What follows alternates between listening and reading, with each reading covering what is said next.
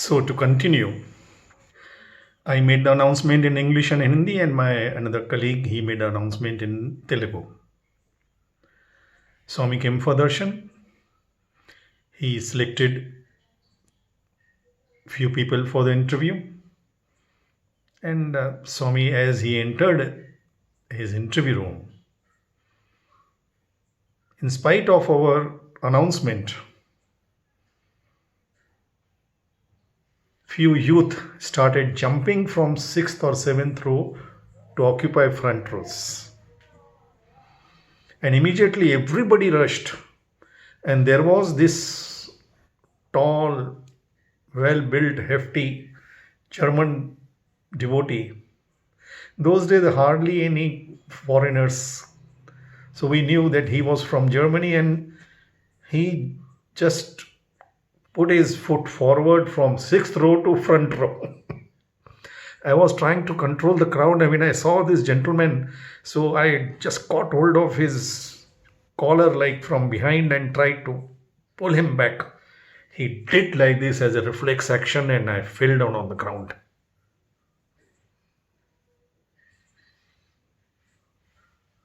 Now, I being the main volunteer, you can imagine, with my scarf. And we all know what big egos we volunteers have when we are given any responsibility of controlling the crowd. For those moments, we feel we are next to Satya Sai Baba. That's it.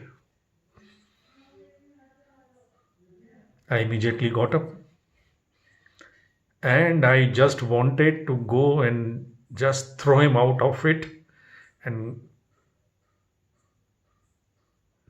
see to it that he doesn't come inside. But that very moment, Swami came out from his interview room in between. Unusual. He came out, stood on the portico in the center arch near that. Naturally, everybody sat down wherever he was. And I sat down with my folded hands, though there was so much anger or hurt inside me. But as soon as Swami stood in front and such unusual darshan, blissful darshan, he looked at me directly with big eyes. A faithful wife, a faithful dog, a faithful servant understand the body language of their master. I knew Swami is not happy with my line of thinking. So I folded my hands and said, Swami, I'm sorry. As soon as I said, Swami, I am sorry, Swami smiled, turned back, and went inside his interview room. Now I started introspecting because I had learned this lesson of love. I started thinking, shift the whole blame. I was getting angry and agitated because my ego was hurt. I was not hurt, though I fell down. It was a sand, nothing. I got up. But my ego was hurt that being a Sevadal volunteer, how could he do like that? But after Swami's this message, I shifted the entire blame upon myself. This devotee is from German. I saw him first time in the morning. He doesn't know the local languages, neither Telugu nor Hindi nor English.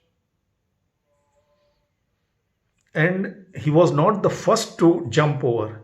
When the crowd started jumping as a reaction, psychological reaction, he also wanted to go in the front because he must have he is coming from such far off country, maybe for few days.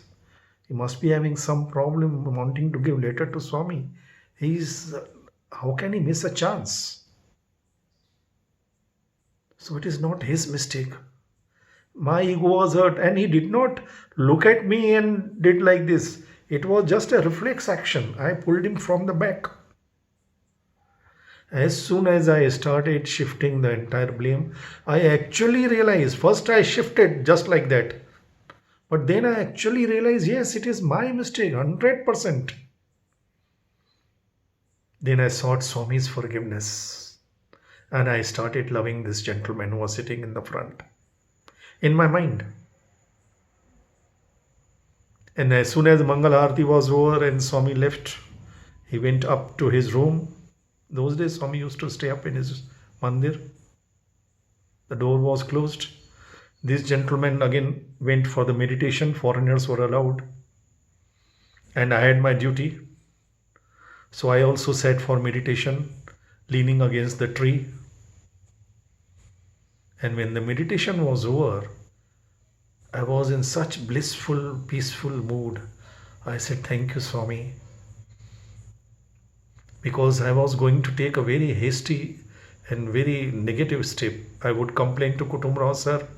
And in the rule, ashram rule means once I complain to Kutumrao sir against any devotee, that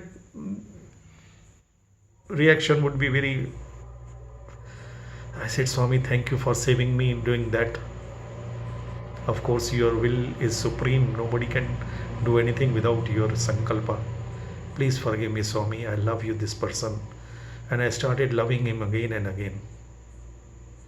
And when I got up, everything was over. I just went to my room. And then, after having my bath and everything, I went to the canteen for my dinner. When I entered the canteen and sat for my dinner, this gentleman, along with another gentleman, a foreigner, he came rushing, like running, oh brother, I'm searching for you. Where are you? And the other person was trying to translate. I'm sorry, you are Seva. Seva, I hit you. No, Swami is not happy with me. Please forgive me. And the other person was translating that he is seeking your forgiveness. He is not able to meditate. He is feeling that Swami is not happy with him because he did like this to me without looking back. And he did not follow the discipline. So please forgive. I said, nothing, brother. It was my mistake and now it is over. I realize, and so now it's okay. You be happy. No. If you don't forgive, I don't take my dinner. Look at this beautiful God. I did not go and tell him sorry. I did not go and tell him that I love you. Nothing. It was just heart to heart with Swami. And Swami not only transformed me, Swami transformed him also in his meditation. He was searching for me. And then he half hugged me and then we both said Sai Ram. This is the beauty of his love. Think with love. Feel with love. Speak with love. When we think with love, I have experimented a million times. There will be a smile on your face. Any situation, any person. Even the most negative person whom you feel you just can't love him. At least in your mind you can love him. For one moment, think with love about that situation, that person. There will be a smile on your face. Love has that power. Act with love, react with love. It is easy to act with love sometimes. When you go for Seva, for example, even the most, I think, negative person, if he comes for Seva to a hospital or any remand home, they will say lovingly, Sai Ram, Sai Ram, Sai Ram. We act with love. But the more difficult task is to react with love. I'll give one small instance on this. Again, late 70s, we used to go to Central Hospital in Ulhasnagar as Sevadal every Sunday. I had started taking this Seva. I was the youngest Sevadal convener. And I would not, the practice was, some of our Samiti elderly persons will come. They will take biscuits or fruits and vibhuti and they'll give it to all the patients, all TB ward patients. Nobody would sit with them. Even the doctors would not go near. It was so stingy those days, the hospital. impossible to even enter that ward. But I would go and sit with the patient, talk to them, hold their hands, and give them Swami's love, not my love, Swami's love. Don't have that love. We have to borrow that love from Swami. And for that alone, we have to love him first, to borrow his love from him and spread and radiate his love. So that was my practice, and I was doing that. And one gentleman, I remember, Mr. Bhatia, his job was to apply vibhuti on each, and but because there were TB people and very bad smell and unbearable, he would just from a distance put Sai Ram, and go next, like that, like a ritual. So it seems, I was sitting on the opposite side. It seems that when he put vibhuti on somebody, the patient was sleeping, and he put vibhuti on his forehead, saying Sai Ram as a routine, as a ritual. That person got up with anger. He said, "What this Sai Ram? Who wants this vibhuti?" and all that. He started speaking in English. So this uncle also got angry. He was an old gentleman, young gentleman, angry gentleman. So I immediately rushed there. I said, "Uncle, you please leave this to me. I will handle it. You please go." So he went. Then I saw there was a cross in a black thread. Some cross was there. So I realized maybe he's a Christian and he's feeling offended because he was telling him Sai Ram. So I said, "Sorry, brother, he did not know that you are a Christian." So he said, "What Christian, what Christ, what cross, what Sai Ram? What I have to do with all? We are not getting anything to eat. We don't get any nourishment. And what will do with this vibhuti? We are TB patients. We need solid food." I said, "Brother, I believe that according to government rules, you must be getting breakfast, milk, lunch, everything." "What breakfast? Nothing. What milk? What egg? Nothing. 11 o'clock, they will come and give 2 chapatis and dal. Evening 6 o'clock, again 2 chapatis and dal. That's it." I shocked.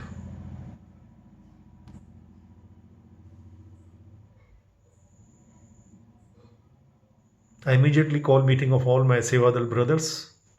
We gathered in our Sai Nilayam, and we decided that from next day we shall give bread, butter, jam and milk to each and every patient till the hospital authorities realize their blunder, their mistake. And we do it silently. We will not go to any press. Though I was very influential, I could do many things. I said, "No, this is not Sai discipline. We will do our Seva silently. Let Swami decide." And we started doing that. Love and continue to love till all is well, and be sure all shall be well. We continued for more than a week or 10 days till the authorities realized. And the superintendent came and said, "Thakur Sahab, please, now we got all the sanctions and we will give breakfast and everything. Please discontinue." But in between, by this reaction with love, the miracle happened. Unbelievable, incredible. After 3 or 4 days of this seva, one day, in the morning we used to go with milk, and in evening fruit and milk again. So morning when we went, this gentleman, this Christian, he just called me. He said, "Brother, please come here." Everybody had left because they had to go for their business. All Sivadal brothers, they left. He called me, "Brother, come here. Sit down. I want to share something with you which I cannot share with everybody." I said, "What happened? Any problem?" He said, "No, no, no, no, no. Since you have come and started giving us so many things with love and talking to us with love, my heart has changed. First, I never used to pray to God. Now I look at the photograph on the opposite wall of your Sai Baba, your Sai Baba. Now I can tell my Sai Baba also." I said, "But what happened?" I got enthusiastic. "What happened?" He said, "Yesterday evening when you came, you gave us fruits, and I was meditating because you taught us so many good things. So I was just closing my eyes and trying to recollect those your bhajans and your talk. I was such blissful mood. So when 6 o'clock these people came with their thali and this dal and chapati, I could hear that the trolley has come, they stand at the gate, and then we had to pick up our plate and go there and collect it. But I was not in that mood to break my that blissful uh, vision that I was getting. I was in some other world. So I thought, let go. So this person went, and I was in my that mood, divine mood. But after 1 or 2 hours, when I opened my eyes, I saw everybody is sleeping. Lights are off. So then I realized, hey, I am hungry. I had not taken my food. So I just coolly picked up my plate and went to the kitchen to see if there's something is left. They said, it's too late. Now we have washed off everything. Now why you did not come? And the beauty is, I am such an angry person. You have seen my anger. I did not react with that anger. I said, okay, brother, no problem. Smilingly, I came back and sat on my bed. And I looked at this photograph of your Baba, now my Baba too. I said, okay, Baba, now if you want me to sleep without food, no problem. I'll take my lunch tomorrow morning. Your boys will come and they'll give me milk, whatever. I'll sleep.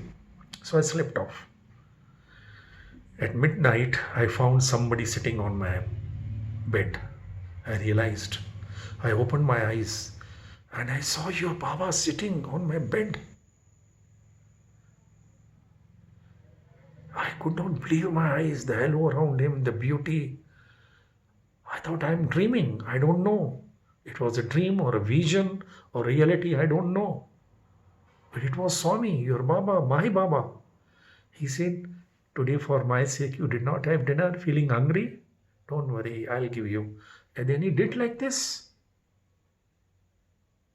And a beautiful plate with wonderful heavenly food. It appeared on the plate. And then he started feeding me. And then I had that guts to tell Swami, Baba, how can I take before you? Take one morsel from my hand. And he took it. Then he fed me when I was full. He said, Imka, anything else you want? I was in bliss. And then everything disappeared as it appeared. But before leaving, he applied this white ash vibhuti that you give us every time. In the morning when I got up, I was thinking maybe it was a dream or a vision. So, but I was feeling full as if I had taken wonderful, beautiful dinner and I could feel what I have taken. So I went to the mirror and look at my face. See that white, still it is there. I had not washed my face today. I wanted to share this with you and show you this. My dear brothers and sisters, there was tears in my eyes, in his eyes. This wonderful God can do anything for love. What sadhana he had done? Or I have done. I always mention this. I don't do any sadhana. I can't.